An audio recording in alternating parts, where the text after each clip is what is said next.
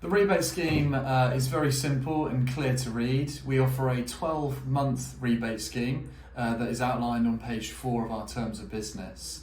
Now, for complete clarity, if the candidate is to be hired, but then effectively they resign within the first 12 months, that is when you as an employer will get a financial rebate in pounds, shillings, but also in pence. Okay, so that is money back if the candidate resigns.